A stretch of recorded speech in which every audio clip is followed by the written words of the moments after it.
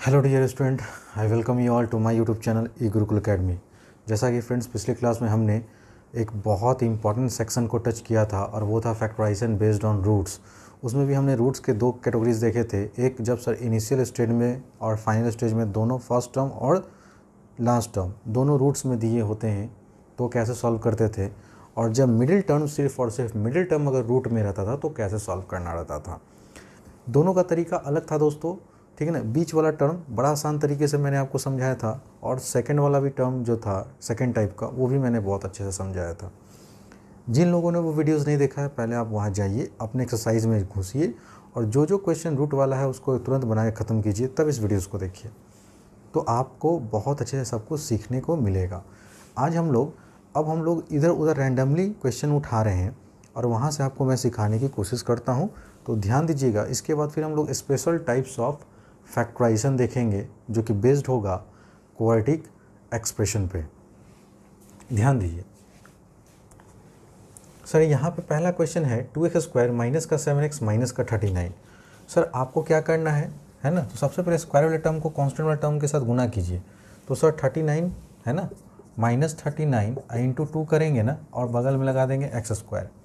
तो गुना करेंगे तो कितना आएगा, आप बोलेंगे सर 2 9 जा 18 और 2 3 6 और 1 78, तो माइनस 78 x² आया दोस्तों। ये फर्स्ट टर्म और लास्ट टर्म को गुना करने के बाद साइन के साथ करेंगे, याद रखेंगे। अब इस 78 को ऐसा ब्रेक करना है कि जोड़ने घटाने पे हमको क्या मिलना चाहिए, माइनस का 7 मिलना चाहिए। सर ये नंबर तो बहुत बड़ा है, ठीक है ना, हमको टेबल भी याद नहीं है नहीं। लेकिन अगर किसी बच्चा को जो अगर 9th में पढ़ते कम से कम 20 तक का टेबल याद रहेगा तो तुरंत देखेंगे 13 छक कितना होता है सर 78 है ना, 13 6 जा 17 और 13 में से अगर 6 घटाएंगे तो 7 आएगा। लेकिन यहाँ का साइन देखिए माइनस में, इसलिए बड़ा नंबर को माइनस में, छोटा नंबर को प्लस में। यहाँ भी एक चिपकाओ, यहाँ भी एक चिपकाओ, काम खत्म हो गया दोस्तों। तो आप क्या कहेंगे सर 2x² माइनस का 13x है ना। तो आप क्या करेंगे, यहाँ 39 देख रहे हैं ना दोस्तों, तो 13 को इधर लिखिए और 6x को इधर लिख दीजिए, तो आपको कॉमन निकालने में सहूलियत होगी, ठीक है ना। ऐसे लिखा कीजिए क्योंकि 13 के टेबल में 13 आता है, इसलिए 13 का पेयर 39 के साथ कर दिए, ठीक है ना। आप समझे, माइनस 13 हम पहले भी लिख सकते थे लेकिन फिर हमको कॉमन निकालने में बड़ा दिक्कत होता। अब यहाँ पे कोई दिक्कत नहीं होगा, ठीक है ना। अभी देखिए निगेटिव में से माइनस 13x में से प्लस का 6x जाएगा तो माइनस का 7x बचेगा, और माइनस प्लस गुना में माइनस होगा। 13 का जब 6 में गुना कीजिए तो 78 होगा और x का x में गुना करेंगे तो x²। सही है सर।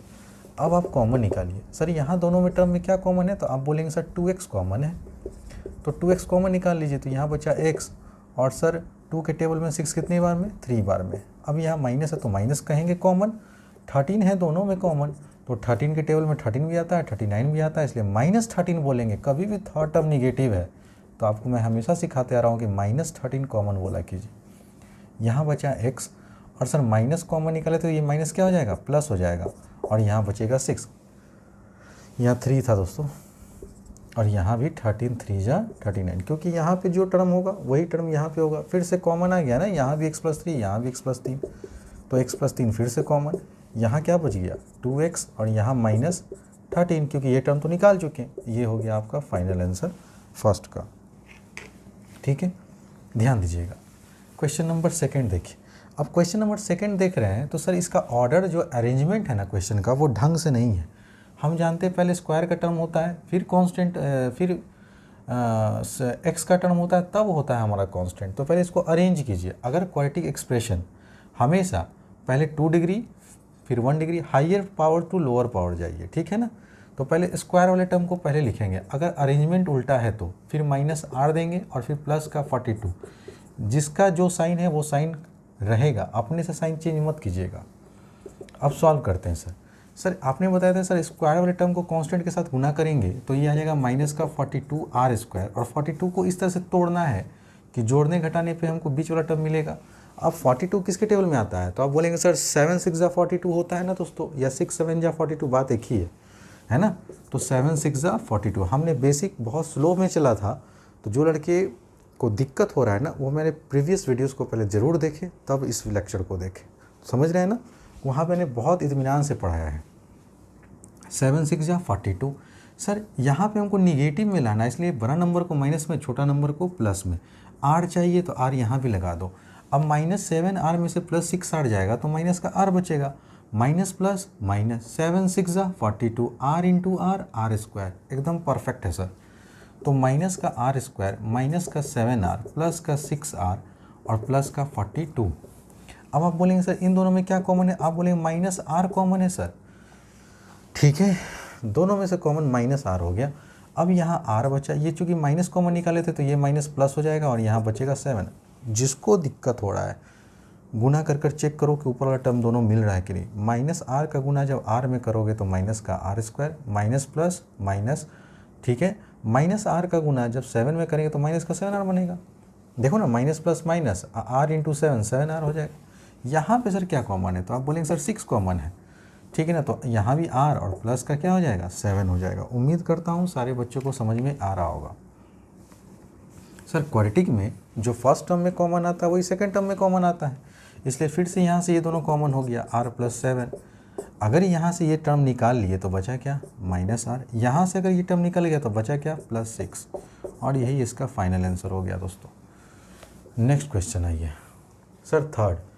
अब यहाँ पे तो बड़ा अजीब बात है सर कि ये है ना फ्रैक्शन में दिख रहा है, इसका कैसे करेंगे। अरे नहीं कुछ है तो नीचे क्या है, 1 है। तो पहले आराम से इन सब का एलसीएम ले लोगे तो क्या हो जाएगा, 2x² अपॉन 1। एक बार लिख लो आराम से, ठीक है। अब बोलो मेरे साथ, 1, 6 और 12 का एलसीएम, तो क्या बोलोगे, 12 होगा सर एलसीएम। सर एक के टेबल में 12 कितनी बार में कैंसिल होगा, 12 बार में। और 12 को जब 2 से गुना करेंगे तो 12 2 24x²। सर माइनस है तो माइनस दीजिए। 6 के टेबल में 12 कितनी बार में, 2 बार में। और 2 5 तो क्या बोलोगे सर, 10x। प्लस है तो सर प्लस देंगे। सर 12 के टेबल में 12 कितने बार में, 1 बार में। और 1 को जब 1 से गुना करेंगे तो 1 आएगा। बहुत बढ़िया सर। अब जो नीचे में जो 12 है ना, उसको क्या हम ऐसे नहीं लिख सकते हैं, अलग से लिख सकते हैं ना दोस्तों। अब जो बच गया उसको ऊपर लिख दो, ठीक है। ये बचा है ना, ध्यान देना दोस्तों, ऐसे करके लिख देंगे, ठीक है ना। क्योंकि ये मल्टीप्लाई में है तो गुना होगा, तो ये नीचे में 1 से गुना करोगे तो ऊपर वाला लिखाएगा, नीचे में 12 आएगा। तो यही टर्म को हम कुछ नहीं किए, बस 1/12 को बाहर खींच लिए, ताकि अब आपको फैक्टराइजेशन करने में कोई दिक्कत ना हो। और अब ये सवाल सिंपल बन गया। अब वही फॉलो कीजिए सिस्टम को। सर स्क्वायर वाले टर्म को कांस्टेंट के साथ गुना करेंगे साइन के साथ, तो कितना है दोस्तों, 24x²। 24 को इस तरह से तोड़ना है सर कि जोड़ने घटाने पे हमको 10 मिलना चाहिए। तो आप बोलेंगे सर 6 4 जा 24 होता है ना दोस्तों, 6 4 जोड़ेंगे तो 10 आ जाएगा। लेकिन यहाँ निगेटिव है, इसलिए यहाँ भी माइनस और यहाँ भी माइनस। क्यों, क्योंकि जब तक दो निगेटिव को जोड़ेंगे नहीं तो आंसर कभी भी माइनस का 10x नहीं आएगा। अब आप ही देखिए सर, यहाँ x और यहाँ x, देखो ध्यान से देखो, सीखो। सर माइनस का 6x माइनस का 4x, दोनों जुटा तो माइनस का 10x हुआ।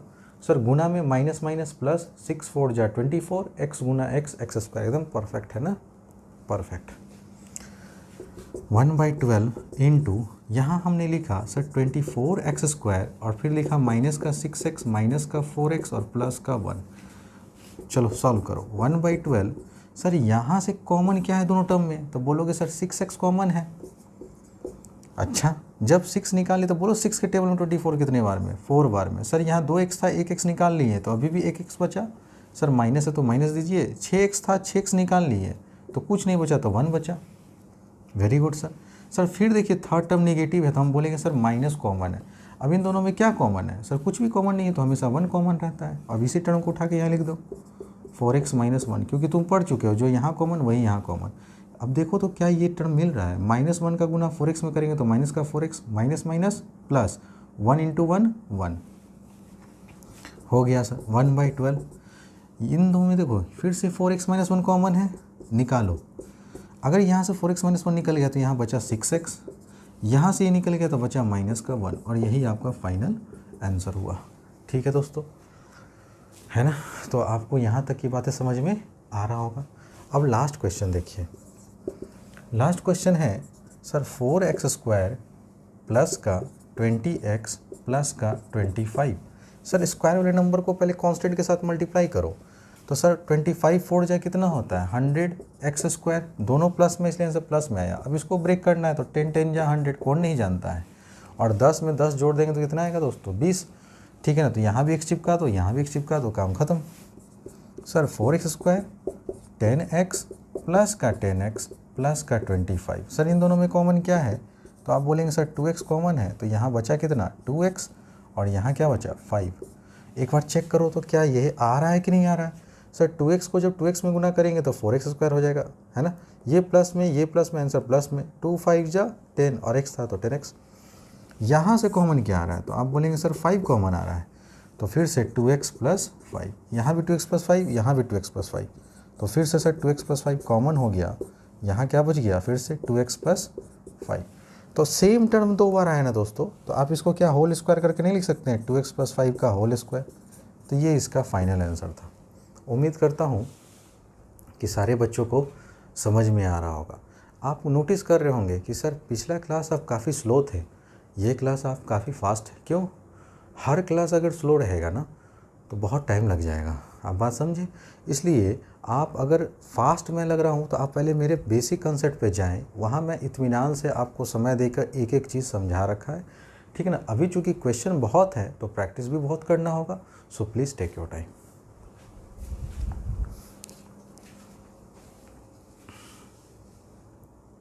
आइए स्टूडेंट, ध्यान से देखिएगा।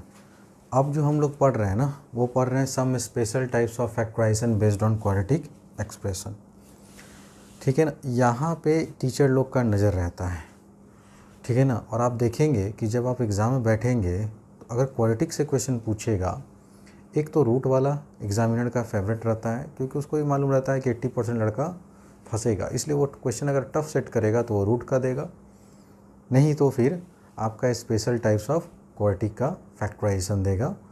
अब ऐसे क्वेश्चन को सॉल्व करने के लिए मैं जो इत्मीनान से अब बता रहा हूँ, ध्यान दीजिएगा, ठीक है ना।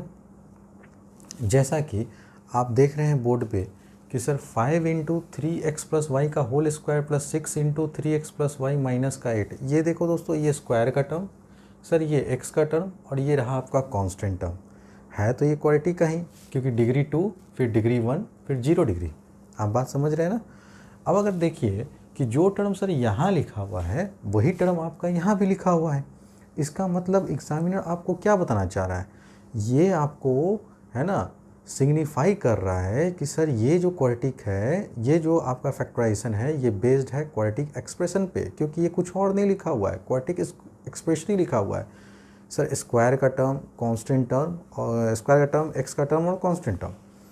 तो अगर इस तरह का पैटर्न कभी भी आपको दिखता है दो वेरिएबल में, यहाँ x और y, यहाँ भी x और y, तो आप समझ जाइएगा कि सर उसको एक सिंगल वेरिएबल से पहले आपको रिप्लेस कर देना होता है। किससे? सिंपल वेरिएबल से आपको रिप्लेस कर कर क्वाड्रेटिक एक्सप्रेशन को इजी टर्म में ले आइए, ठीक है ना। अब कैसे लाएंगे सर इजी टर्म में, वो सीखेंगे। देखिए आप यहाँ पे लेट कीजिए, सर 3x प्लस वाई को मान लेते हैं हमको एक वेरिएबल a। अब जहाँ जहाँ सर 3x प्लस वाई है ना, वहाँ a पुट करो, तो ये हो जाएगा 5a², यहाँ हो जाएगा प्लस 6, इसके जगह पे a पुट कर दिए और माइनस का 8। अब देखिए कितना इजी बन गया आपका ना। अब तो सर वही चीज़ है, इसको सर और इस कॉन्स्टेंट टर्म को पहले गुना करेंगे साइन के साथ, ये प्लस में ये माइनस में, आंसर माइनस में। 5 8 जा आपने बोला 40 और a² था तो a²। अब इसको मिडिल टर्म स्प्लिट करना है कि जोड़ने घटाने पे सर 6 से आना चाहिए। तो किसको नहीं मालूम है सर 10 6 जा कितना, 10 4 जा कितना होता है 40, और 10 में से अगर 4 घटा देंगे तो बताओ 6 आएगा कि नहीं आएगा। लेकिन इसके बगल में साइन प्लस का है, इसका मतलब बड़ा नंबर प्लस में, छोटा नंबर माइनस में। a यहाँ चिपका दो, a यहाँ चिपका दो, हो गया सर, खत्म कहानी। कैसे सर? सर प्लस 10 में से माइनस 4 जाएगा तो प्लस का 6 से बचेगा सर, प्लस माइनस माइनस 10 4 जा 40, a into a²। Very good, आगे बढ़ो सर। 5a² प्लस का 10a माइनस का 4a माइनस का 8। अब आप देखेंगे सर इन दोनों टर्म में से क्या कॉमन है, तो आप देख रहे हैं कि 5 के टेबल में 5 भी आता है, 10 भी आता है, इसलिए 5 तो कॉमन होगा ही होगा। यहाँ 2 ठो a, यहाँ 1 ठो a, तो एक भी कॉमन तो है। चलो सर, अब अगर यहाँ 5 था तो 5 निकाल चुके, 2a में से एक a निकल गया, तो अभी भी यहाँ एक a बचा, प्लस है तो प्लस 2। 5 के टेबल में 10 कितने बार में? 2 बार में। सर एक a था, a निकाल चुके, तो काम खत्म। सर थर्ड टर्म फिर से नेगेटिव में आया, इसका मतलब माइनस तो कॉमन होगा ही कॉमन, और 4 भी कॉमन है, क्योंकि 4 के टेबल में 4 भी आता है और 8 भी आता है, तो 4 भी कॉमन। अब इस चीज़ को यहाँ उठा के लिख दो चुपचाप, और एक बार चेक करो तो क्या ये ऊपर वाला 2 टर्म मिल रहा है क्या? -4 का जब a में गुना करेंगे तो माइनस का 4a, माइनस प्लस माइनस 4 2 जा 8। सर a+2 यहाँ भी, a+2 यहाँ भी, तो a+2 यहाँ क्या बचा 5a और यहाँ क्या बचा दोस्तों -4। तो आप कहेंगे सर ये आंसर हो गया। नहीं नहीं नहीं, अभी आंसर नहीं हुआ, ठीक है ना, क्योंकि आपका ये क्वेश्चन नहीं था, ठीक है ना। अब जहाँ जहाँ आपने a माना है ना वहाँ आपको पुट करना है 3x + y। अब आप a की जगह पे फिर से वापस डाल दीजिए 3x + y, यहाँ का +2 और यहाँ देखें, ध्यान से देखना, मिडिल ब्रैकेट 5। a की जगह पे कितना पुट करना है दोस्तों, क्योंकि a गुना है ना 5 में, इसलिए हम ब्रैकेट ले रहे हैं, ठीक है। और अब इसको फिर फर्दर सिंप्लीफाई करो, तो 3x + का y + का 2 और ये हो जाएगा 5 3 जा, आपने बोला 15x 5y -4, ये हुआ आपका फाइनल आंसर। तो ऐसे सवाल में कभी भी आपका 2 वेरिएबल दिखे ना तो उसको एक सिंगल वेरिएबल से रिप्लेस कर दो लेट करके। जरूरी नहीं है कि ए ही मानो, कुछ भी मानो, बी सी डी ई, बस x और y के टर्म में मत मानना, ठीक है। तो देखिए अभी क्या हो रहा है ना कि 2 सालों से जो है स्कूल का कंडीशन जो है बहुत ख़राब चल रहा है। आप बात समझ रहे हैं स्टूडेंट, जिसके कारण लोगों की मानसिकता बैठ चुकी है दिमाग में कि अगर हम नहीं भी पढ़ेंगे तो हमको बहुत अच्छा नंबर आ जाएगा, ठीक है ना, समझ रहे हैं ना। और स्कूल भी अपना भड़ास निकाल रहा है। जो गार्जियन अपना पैसा टाइम टू टाइम देते चले गए हैं, वो भोदू से भोदू बच्चा, जो बेवकूफ़ बच्चा था, उसको भी अच्छा नंबर मिला। और जो तेज बच्चा, जो कि लगा कि हम फीस क्यों दें, है ना, तो उसने फ़ीस नहीं दिया तो उसका नंबर क्या कर दिया, डाउन कर दिया। तो मैक्सिमम आप देखिएगा तो सबका सर 60%, 52%, 45% ऐसा आया। लेकिन अब जो एग्ज़ाम होगा ना, तो आप इस फेर में और ये मानसिकता मत बना के रखिए कि हम नहीं पढ़ेंगे, है ना, तो हम पास कर जाएंगे। तो हम उन तमाम पेरेंट्स से या गार्जियन से कि मैं ये कहना चाहता हूँ कि अगर आपको लगे कि नहीं थोड़ा सा हमको अच्छा पढ़ाना है, एक स्टैंडर्ड लेवल की टीचिंग चाहिए, तो आप हमारे डिस्प्ले पे जो नंबर चलते रहता है ना, उस नंबर पे आप हमसे संपर्क कर सकते हैं, हमें कॉल कर सकते हैं। अगर आप अपने बच्चों के ऑनलाइन पढ़ाना चाहते हैं तो आप हमारे से ऑनलाइन पढ़ा सकते हैं रेगुलर बेसिस पे, ठीक है ना। नहीं तो जैसे मैं चल रहा हूँ आपको वैसे चलना पड़ेगा दोस्तों, ठीक है ना। लेकिन जो जेन्युइन तरीके से चाहते हैं कि नहीं सर मैं आपसे पढ़ना चाहता हूँ, तो आप समय मत गवाइए, ठीक है ना। क्योंकि मैं अगर एक बार फिर बिज़ी हो जाऊंगा तो मेरे पास भी इतना समय नहीं रहता है कि मैं आपके को डेली के डेली इस तरह से, है ना, पढ़ाते रहो, ठीक है ना। और अगर कोई गार्जियन अगर हमें हायर कर लेते हैं तो फिर मेरे पास समय नहीं रहेगा कि आप बाद में हमें फ़ोन कीजिएगा, तो फिर मैं आपको सेवा नहीं दे सकता हूँ, ठीक है। समझ रहे हैं ना स्टूडेंट, इसलिए इस बातों को ध्यान दीजिएगा, है ना। अब आइए नेक्स्ट क्वेश्चन। सर यहाँ पे सर इस पैटर्न को कैसे समझेंगे सर, पावर 4 से पावर 2 हुआ, है ना। तो कभी भी पावर 4 से पावर 2 हो रहा है तो ये भी समझ जाइए कि ये भी एक क्वाड्रेटिक एक्सप्रेशन का ही फैक्टराइजेशन आपसे पूछ रहा है। लेकिन ऐसे सवाल में करेंगे क्या, तो आप पहले क्या कीजिएगा, चूँकि यहाँ पे x² का टर्म है तो इसको भी x² के टर्म में पहले लिखा कीजिए। तो हम इसको लिख सकते हैं क्या, देखो तो x² का होल स्क्वायर, पावर 4 है ना, पावर के ऊपर पावर, तो पावर मल्टीप्लाई हो जाता है। Laws of exponent and radicals में मैंने पढ़ा रखा है, तो जिन बच्चों का laws of exponent and radicals बहुत घटिया है वो जाके अपना मेरे प्लेलिस्ट में जाए और वहाँ से सीखें। फिर माइनस का हो गया 3x² प्लस का 2। अब देख रहे हैं सर x² यहाँ भी है, x² यहाँ भी है, सेम इसी तरह का पैटर्न बन गया, जो टर्म यहाँ है वही टर्म यहाँ पर भी है। तो आपको क्या करना है कि इस क्वेश्चन में जहाँ जहाँ x² है उसके जगह पे एक दूसरा वेरिएबल y मान लीजिए और आप इस इक्वेशन को लिखिए। तो ये हो गया y² के जगह पे y डालें और उसका पावर 2 था तो y² हो गया,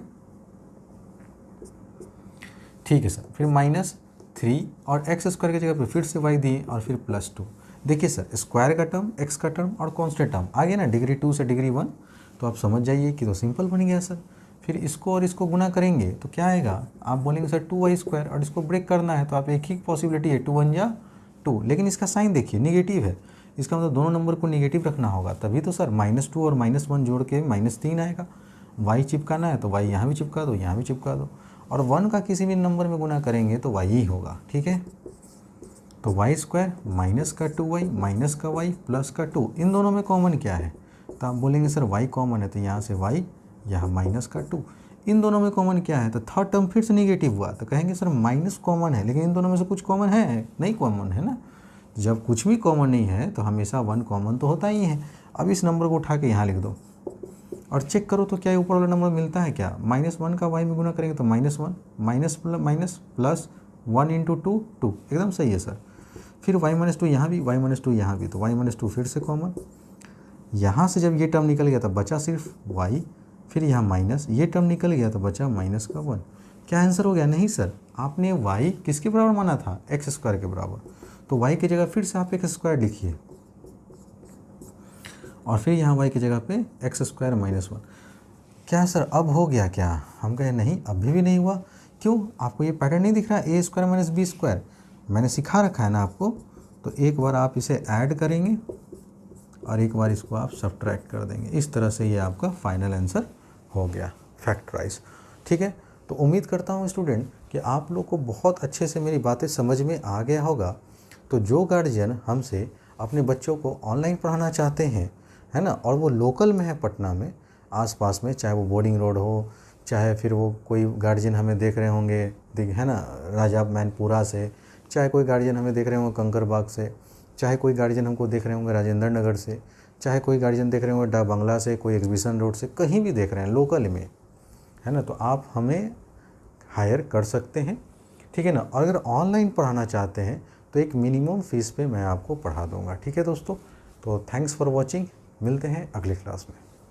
हाँ, लाइक करना वीडियोस पे, है ना, कमेंट करना और अपने दोस्तों के साथ शेयर करना ना भूलिएगा। ठीक है दोस्तों, चलिए अब आप लोग एक्सरसाइज पूरा का पूरा कंप्लीट, है ना, बना सकते हैं। तो आपको एक्सरसाइज 3C, है ना, तो डू एक्सरसाइज 3C, है ना, RS अग्रवाल से आप बनाकर देखिए। और किसी बच्चा को अगर कोई भी सवाल में दिक्कत होता है तो वो, है ना, मेरे व्हाट्सअप नंबर 880 421 6505, ये नंबर वैसे भी डिस्प्ले होते रहता है दोस्तों, इस पर अपना क्वेरी पूछ सकते हैं। ठीक है, चलिए दोस्तों, मिलते हैं अगले दिन।